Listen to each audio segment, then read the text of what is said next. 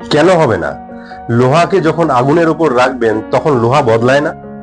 আর যখন লোহা বদলায় তখন যে কোনো আকারে যে কোনো রূপে তাকে কি নিয়ে আসা যায় না? কেন হবে না? পাহাড়কে ভাঙতে লাগবেন তো ওখান থেকে রাস্তা কেন তৈরি হবে না? কেন হবে না? জলের তীব্র গতি যে কোনো ধাতুকে কেটে দেয়। জলের একটা একটা ফোঁটা একটা পাথরকে ক্ষয় করে দেয়। তাহলে আপনি তো মানুষ, কেন পারবেন না? দিনের পর রাত কেন হবে না? রাতের পর দিন কেন হবে না? দিন যখন হবে তো দুপুর হবে, দুপুর হবে তো সন্ধ্যাও নেমে আসবে, সূর্য অস্ত যাবে।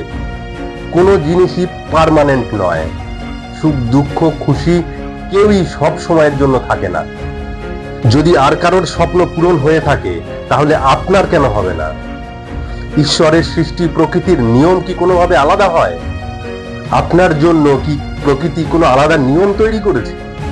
আপনাকেও সেই একই পরিস্থিতির মধ্য দিয়েই পার হতে হবে যেখানে আরো সফল ব্যক্তিরা পার হয়েছে। নিজেকে আর কমজোর করে তুলবেন না এটা বলে যে আর আমার দ্বারা হবে না, কি আমি আর পারবো না। নমস্কার, আমি রোহন ঘটক। আজকের ভিডিওটি আপনার জন্য লাইফ চেঞ্জিং হতে চলেছে। একটা ছোট্ট প্রশ্ন, কেন? কেন? এই কেনর উত্তর আপনার জীবনে পরিবর্তন নিয়ে আসবে। কেন? ব্যাস, কেবল এই একটা প্রশ্ন, এই একটা শব্দ সেই সব লোকেদের জিজ্ঞাসা করবেন যারা আপনাকে বলেছে যে আপনি পারবেন না, এই কাজ আপনার দ্বারা হবে না, ছেড়ে দিন, এসব যা আছে তাই নিয়ে সন্তুষ্ট থাকুন, যেমন ভাবে আছেন সেইভাবেই খুশি থাকুন।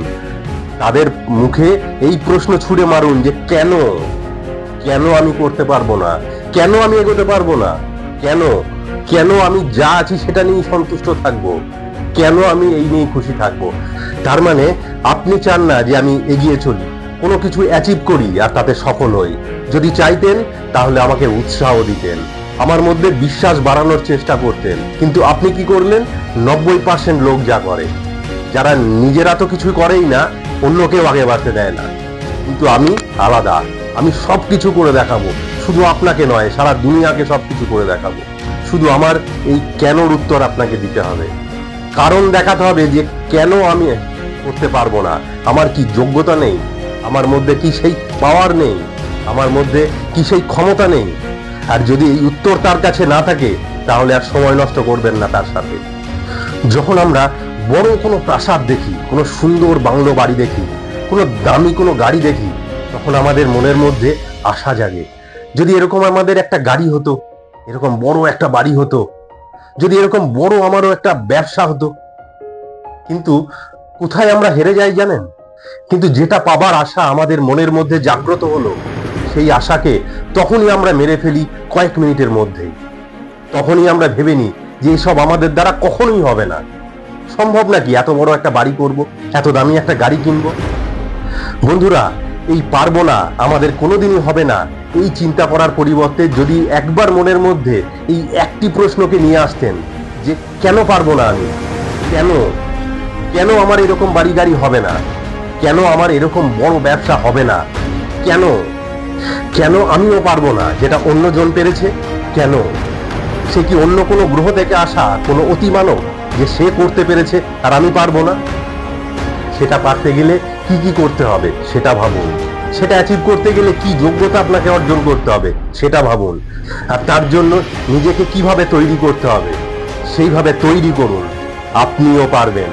সেটা অ্যাচিভ করতে গেলে কি যোগ্যতা আপনাকে অর্জন করতে হবে সেটা ভাবুন। তার জন্য নিজেকে কিভাবে তৈরি করতে হবে সেইভাবে তৈরি করুন, আপনিও পারবেন।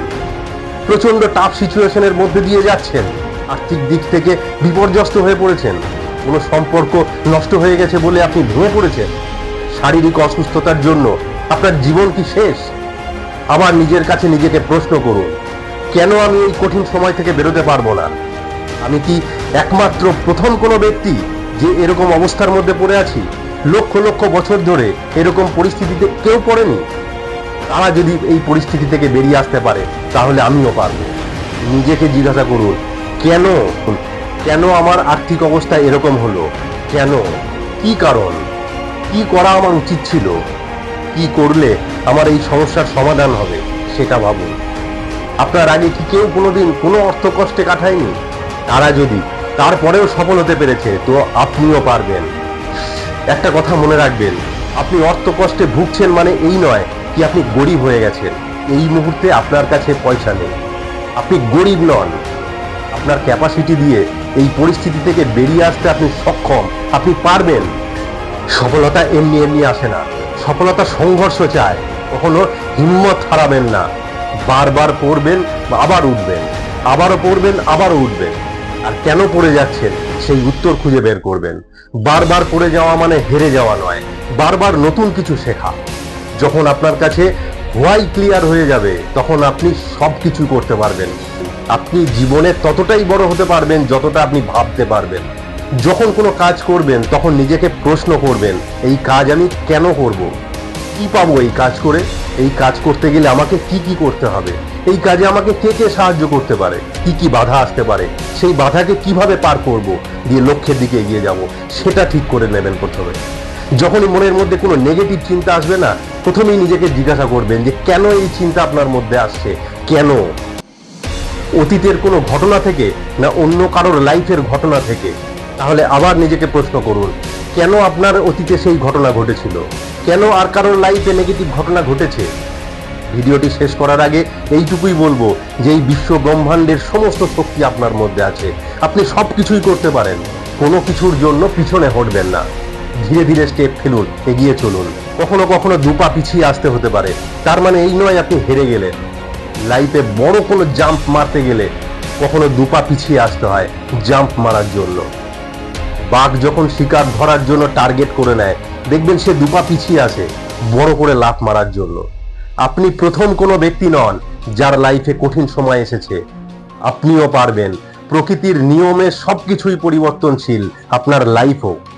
ভিডিওটি যদি আপনাদের ভালো লেগে থাকে তাহলে অবশ্যই লাইক করবেন আর শেয়ার করবেন সোশ্যাল মিডিয়াতে, যাতে আরো 5 জন মানুষ উপকৃত হয় এই ভিডিওটি দেখে, যাতে আরো 5 জন মানুষ এই ভিডিও দেখে নিজেকে উজ্জীবিত করে তুলতে পারে। চ্যানেলটি সাবস্ক্রাইব করা না থাকলে অবশ্যই সাবস্ক্রাইব করবেন, নিজেকে সবসময় মোটিভেট করে রাখবেন, নিজের লক্ষ্যে এগোনোর জন্য কাজ করে যাবেন। ভিডিওটি দেখার জন্য ধন্যবাদ।